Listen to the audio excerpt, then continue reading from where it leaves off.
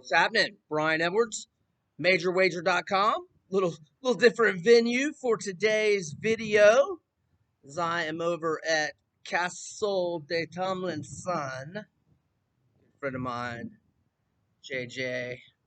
Parents have an insanely pimp pad right here on the Gulf of Mexico, Seagrove Beach, Florida. Where do we start? All right, this is kind of a mostly looking back at this past weekend, little week 6 rewind-ish.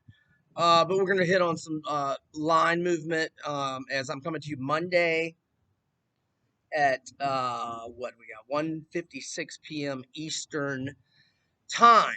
I mean, where do we start? Where do we start? Missouri's upset win with Connor Baselick. He might have made one start last year. That might have been his first career start. Let me look at the old Phil Steele mag to find out. Baselick.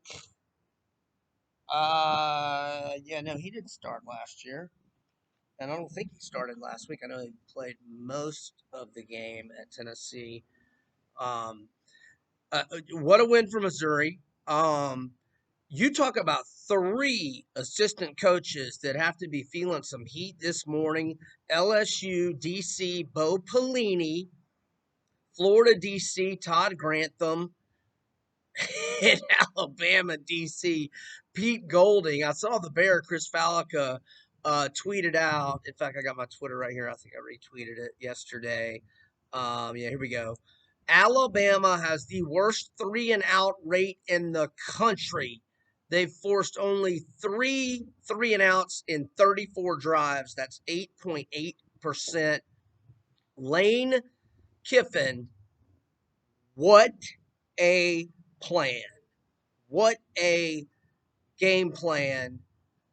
Even though the onside kick didn't work, I loved it because he figured in his mind, well, A, hopefully we get it, and B, if we don't get it, Alabama is going to score on us anyway. I'd rather them go 45 yards and not eat up much clock and then go 80 yards and eat more clock and give the defense some rest also. And look, if we're going to hold them to a field goal, we still got a chance to do that, and that would be an enormous victory. And the aggressiveness on 4th downs, look, I mean, I don't know if it would probably be illegal, if you will, to vote for coaches with 1-2 records as national or SEC Coach of the Year. But in terms of the job being done by Sam Pittman in Arkansas and Lane Kiffin at Ole Miss, if I had an SEC Coach of the Year vote, I don't know. Can you do a 1A and 1B? It'd be Sam Pittman and Lane Kiffin. The Rebels cover, and I came over to this house. JJ, my friend, she is a diehard Alabama fan, and it was nothing but Alabama fans here, and the stress level was palpable. I had already taken an L that day, and what heartbreak hotel that was. Unbelievable. And what is wrong with Alabama and Florida's defenses? This is not like LSU's defense, which obviously they got Stingley, one of the best players in the country, who got torn. By the way, Missouri was missing 3 of their top 5 wide receivers, by the way, to make that even worse. Gosh, where was I going with that? Drawing a blank. Was going somewhere about to dog out. Well, the stress was palpable with the Alabama fans for 60 flipping minutes. And Pete Golding is not a very popular man in the Alabama fan base at the moment. I'm just jumping around here. Skylar Thompson, Kansas State quarterback, out for the season, had season-ending surgery last week. Kleiman described it as a upper body extremity, whatever, it's a shoulder. And but they're okay. Will Howard played well again. Didn't throw it as well, but had a running touchdown and had. I've got a story on Major Wager about that season-ending injury, and they'll be okay. And K-State has won 3 in a row and atop the Big 12 division with Iowa State with 3-0 records. However, for potential CFP purposes, Oklahoma State is the only undefeated team. They are 2-0 in Big 12 play, so a half game back of the Cyclones. And the Wildcats. Florida. Oh, I know that's what I was about to say. Oh yeah, Florida and Alabama's defenses, because Florida and Alabama's defenses, they have proven veteran talent on those units. I mean, they have players that have been playing extremely well for multiple years. Marco Wilson, who got, I mean, I was breathing a huge sigh of relief. I mean, I had Florida money at -6 or 6.5, and during the game, I had gotten some A&M when Florida had the lead. I had some A&M in game at 9.5, 11.5, and 13.5. And so when we go up 38-31, I mean, I'm thinking, woo-wee, I'm about to have a monster Saturday, and I still had an okay Saturday. I went 5-3, um, but it could have been a heavenly Saturday. It nearly was, but then Marco Wilson gets beat by the tight end on a 51-yard bomb, and he was right there to make the play, and went up and just kind of mistimed it, or kind of just decent defense, better offense, whatever you want to call it. And then Malik Davis, who has been, it's been so great to see him back to his 2017 and 18 form after he had a dreadful 2019 season, but understandably so, because he was coming off of 2 season-ending injuries after he was having great years in 17 and 18. And Malik Davis has just looked fantastic this year. And then he fumbles. A&M was not stopping us. And look, I'm not like being crybaby and making excuses here, but I don't know how they didn't, when we settled for the field goal, which Florida has the best kicker in the country, and Evan McPherson, and it got pushed 10 yards back, and Mullen just did not care, and neither did McPherson. And he drilled that 53-yarder. It would have been good from 63 at least, maybe more. But on that third down play before that, I thought Kyle Pitts caught that ball. They only showed the replay once or twice. How they didn't review it, I don't know. Why Mullen didn't call a timeout or challenge, or I don't know if yeah, I don't know what happened there. I thought he caught that ball. I thought it was should have been first and goal Gators, but whatever. Credit to A&M, and just Todd Grantham, you got to get it together. It is only a 3-game sample, and because Florida has so much proven talent on defense, we did get Brad Stewart back, but my gosh, we sure could use Kyrie Campbell. Mullen will not say whether it's COVID, whether it's an injury, whether it is a suspension. You know, they have those suspensions that are what a quarter of the season. I think, you know, if it's maybe like whatever your second or third time testing positive for weed or whatever, um, and what if it's a quarter of the season? Well, that would be 3 out of 12 games, and hopefully Kyrie Campbell will play against LSU this week. But Brad Stewart did come back, but he also got hurt.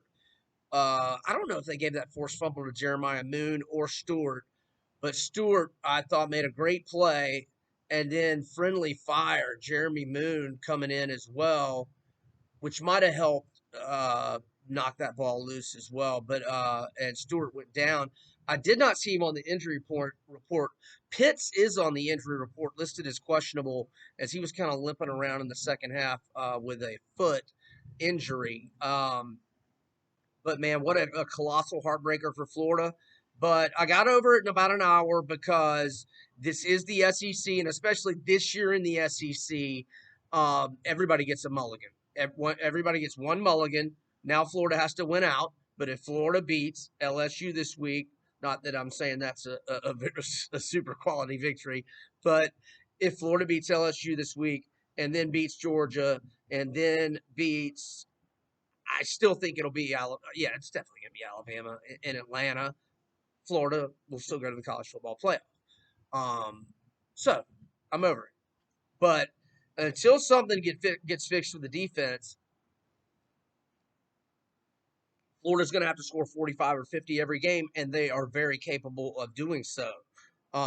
Very capable, and would have scored so many more points the last 2 weeks, but the defense is allowing like 8-minute drives, and that just sucks all the clock out, and it limits our offensive possessions. But Kyle Trask was terrific again, 14-1 TDI and T ratio. Kadarius Toney was unstoppable. But our defense is garbage. And again, only a 3-game sample. But if this continues, this is, so far, this is the worst defense Florida's had in 30 years. And that is not an exaggeration whatsoever. Not one bit of an exaggeration. The worst defense Florida has fielded in 30 years, maybe 40. We had great defenses in the 80s. Maybe not. Yeah, no. Even those teams with Emmett that were not, we couldn't throw the ball post Kerwin. Even those defenses were really good. We were losing like 16-13 games or 17-10 games. This might be our worst defense in 40 years. Now, is there time to get it fixed? Yes. Kyrie Campbell's. But look, just missing one key guy is no excuse. And same for Bama. I mean, Dylan Moses is back. You've got veterans, proven veterans, all future NFL. I mean, lots of future NFL. What is going on with Alabama's defense? Now, do we give some credit to Lane Kiffin? You damn right, man. That offense can score on anybody. And hey, just a hunch here. And yeah, we got to get to Auburn. And that BS Arkansas got completely hosed. Vintage Jordan Hare, I should say. Vintage Jordan Hare luck nonsense for Auburn. Unbelievable what happened there. And look at Felipe Franks, 4 touchdown passes, no interceptions. Bravo, Felipe. I'm happy for you, my man. All right. But I'm sure we got a QB for me right now. So if you missed Auburn, okay, he muffed the snap, Bo Nix, who continues to struggle, by the way. Bo Nix muffed the snap and then picked it up again and then spiked it. Okay. A, you cannot do that. B, I guess the whistle blew, but it should have been a live ball, a lateral. And I forget, I think the whistles blew, and I don't know that necessarily Arkansas recovered it or whatever. And did they call intentional grounding but not penalize them? What? I need to look that up. What? Intentional grounding, isn't that at least a 10-yard penalty? I what? I mean, I saw the Fox NFL referee guy. I saw his remarks on Twitter. I don't know if those aired during Sundays. I don't know when that aired. I only saw it on Twitter. I don't know if it was on Fox Live at all. But he said it should have been game over. Arkansas wins, and I say that too. But at the minimum, the field goal should have been pushed back further. What? Unbelievable. Yeah. Mm. Uh. All right. So Orgeron is chewing Pelini a new ass, and I might have a little skit imitating how that combo goes later in the week. And by the way, Bo Pelini's getting paid $2.3 million per for that nonsense. Hey man, props to Eli Drinkwitz, shorthanded roster, and what a goal line stand. And it's kind of at the end of the Florida game when Spiller broke open. I kind of broke open for a first down, and it was chip shot field goal. I was just like, let him score, let him score. And for Missouri, it was kind of like maybe let them score too, because all they would have needed was a field goal. And Florida would needed a touchdown, but and we didn't have our timeouts, or we might have had one left. Anywho, okay, so yesterday we had Circa coming out with Bama -5 at home against Georgia this week. Um, and what a goal line stand by Tennessee to end the first half, but what a second half domination by UGA. But I like Alabama in this spot, and excuse me, one of my accounts was down to 4.5 last night, and I bought the half point to 4. Some find that not sharp or intelligent. Uh, I consider 4 a key number like 3 or 7. Maybe that's just me, but I got it at Alabama -4. I also got Missouri -18 last night, because I'm going to be fading Vandy week in and week out, certainly at 21 or fewer, even though it's a vintage letdown scenario for Missouri. But this Vandy, I love Derek Mason, but man, they're bad. They are really bad. Um, South Carolina's a 3-point dog to Auburn. I made South Carolina -3, but Nick struggles on the road. I think South Carolina, I don't want to say for sure they're going to beat them, but I love South Carolina's chances of winning this week, especially. I don't think Eli Stove played the other night. They've got 3 good receivers: Auburn, Schwartz, Stove, and Williams. I know Schwartz played, and Williams played as well. I don't think I saw Stove in the box score, and so I don't know how. I guess he's questionable this week. Um, Okay, so just in the last half hour or so, Westgate Superbook opened Alabama at 6.5. So the rest of the books that which were 5.5 this morning have gone up to 6, or at least when I was looking a few minutes ago. And I can glance at it again right now. Let's see here. Yeah, most books is 6. Westgate Superbook 6.5. Circa opened the total 55, and I tweeted yesterday, give me the over and give me Bama, but the total is up to 58.5 at most books, although DraftKings has 57.5 with Alabama struggles on defense. I know Georgia's defense is great, but Alabama's going to score on anybody. And how about my boy Najee Harris? I've got him 20 to win 700 to win the Heisman, and he goes for north of 200 yards and 5 rushing touchdowns. That a boy. I have not seen, and I've looked, I've not seen updated Heisman odds yet. I would think they'll be out later this afternoon. What else? What else? So yeah, that Mizzou line keeps climbing. I forget if I mentioned this already. Florida's 13.5 and 73 to LSU. Mullins' request for a full swamp was shot down by Scott Strickland and President